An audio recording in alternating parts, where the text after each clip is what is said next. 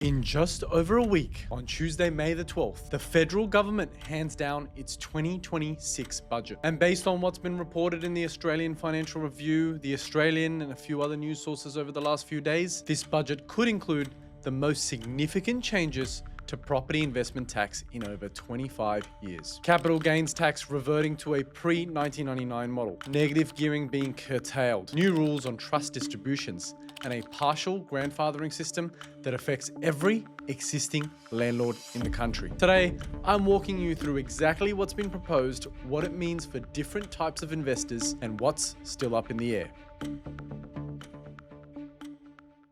Quick context, if you're new to the channel, I'm Sean from PropSpotter. We help everyday Australians build serious wealth through investment property using a research, source, and coach model. Research means we use over 30 institutional data sources, the same data the funds and the banks use to identify suburbs and properties with genuine growth fundamentals. Source means we have proprietary listing alerts on the ground, access across the country. And coach, well, that simply means we don't disappear after you found the suburb. We're with our investors via WhatsApp coaching for the long haul. Over 50 investors coach with a 5-star Google rating across the board. One critical note before we go any further. I'm not an accountant or a tax lawyer. Nothing in this video is advice of any sort. Specific decisions about your portfolio belong with a qualified individual. What I can do is walk you through what's actually been reported and what scenarios could play out. Let's get into it. There are 3 big tax changes being signaled for the May 12 budget. 1, a complete overhaul of how capital gains tax works. Number 2,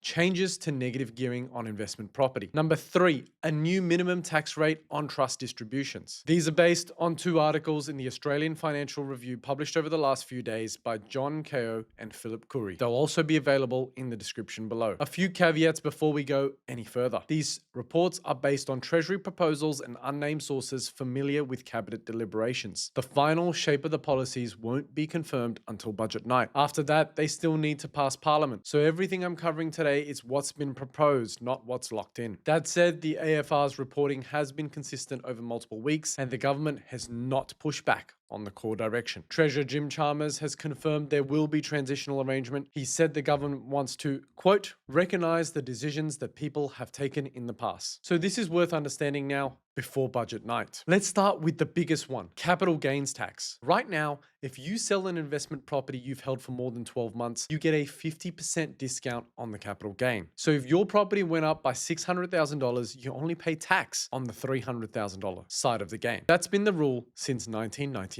The proposal in this budget is to abolish that 50% discount entirely and revert to the system that was in place before 1999. It's called the inflation indexation model. Under indexation, you only pay tax on the real gain, the increase above inflation. So if your property went up by $600,000 over 10 years, but inflation accounted for $200,000 of that, you'd be taxed on the remaining $400,000. No flat 50% discount, but you're not taxed on the inflation component either. 2 important things to note. 1, this is likely to apply to all asset classes: property, shares, ETFs, business assets, everything. 2, the effective date is either budget night, May 12th, or the start of the new financial year on July 1st. That's still being decided. This next part is critical for anyone who already owns an investment property. The big question for existing investors has always been, do we get grandfathered? Meaning, do the old rules continue to apply to assets we already own? The answers based on the AFR reporting is partial grandfathering,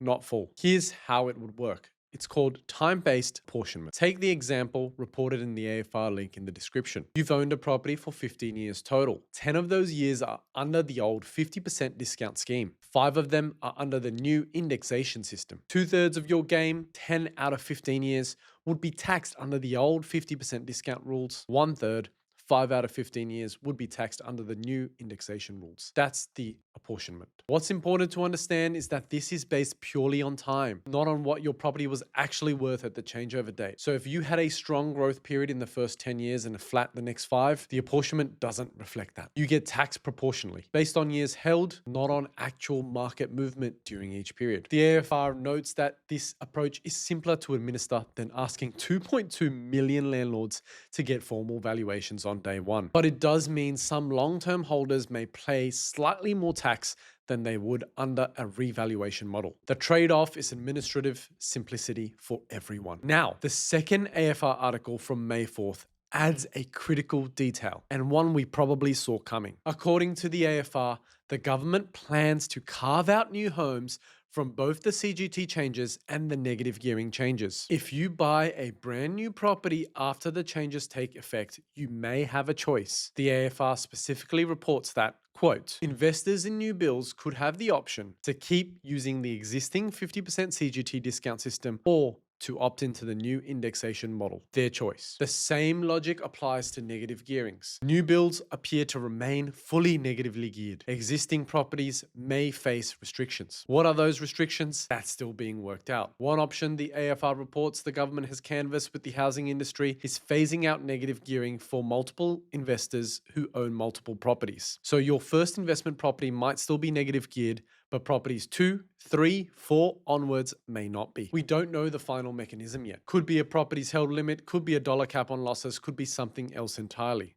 We'll have to find that out on budget night. The clear policy intent is to encourage new housing supply by keeping the tax incentives on new builds and tightening them on existing stock. Quickly, on trust now. If you hold investment property in a family trust or you receive distributions from a trust your family owns, there's a third change to be aware of. The AFR reports the budget will introduce a minimum tax rate of around 30% on trust distributions. Farmers and estate planning are expected to be exempt. For the more than 1 million existing trusts being used for general wealth management or business income, distributions to family members on lower marginal tax rates may no longer be as effective. If this is your structure, this is a conversation to have with your accountant and ideally before June 30. Let's talk about how this could play out for different types of investors. I see 4 real scenarios. Scenario 1, a single investment property held for a while. The time-based apportionment means most of your historical gain gets taxed under the old, more generous rules. The longer you've held it, the more insulated you are from this change. If you've owned for 20 years and only the last few are under the new system, the bulk of your gain stays under the 50% discount. Scenario 2, multiple investment properties. The negative gearing changes are likely to bite hardest here, especially if a multi-property cap is the chosen mechanism. The CGT change applies the same way as it does for everyone, but cash flow during ownership may shift meaningfully if you can no longer fully deduct losses against your wage income. All-in cost modeling becomes more important than ever. Scenario 3, about to buy your first or next property. The big choice becomes new versus established. New builds may keep the 50% CGT discount and full negative gearing. Established properties don't. But, and this is important, just because new builds may have a tax advantage doesn't mean every new build is going to be a good investment. Vacancy rates, building approval ratios, and underlying suburb fundamentals still drive long-term capital growth. A tax break doesn't fix a weak investment or a weak suburb selection. Scenario 4, investments held in trusts. The 30% minimum tax on distributions changes the maths on income streaming. If your structure was specifically set for tax minimization through distributing income to lower earning family members, the whole model needs a refresh look with your accountant. In every one of these scenarios, the right next step is the same. Talk to your accountant, bring them this video, and bring them the AFR articles, and have a structured conversation about your specific position. Before we wrap up, here's what's still unclear. Number 1, the exact effective date. It could be May 12th, it could be July 1. Number 2, the precise mechanism for negative gearing changes. Is it a multi-property cap? Is it a dollar cap? Or something else entirely? Number 3, whether the new build option to retain the 50% discount is permanent or has a sunset date. And number 4, whether any of this gets diluted in Parliament. Labor will likely need crossbench support to pass it. We'll cover all of this in detail after budget night with a full breakdown video. Make sure you're subscribed so you don't miss it. If you're considering buying an investment property in the next 6 to 12 months and you want a data-led approach to picking suburbs that perform regardless of which way the tax rules land, well, that's exactly what we do at PropSpotter. The application link is in the description. We're selective, so apply only if you're serious about building long-term wealth through property. Thanks for watching, and I'll see you on the other side of the budget.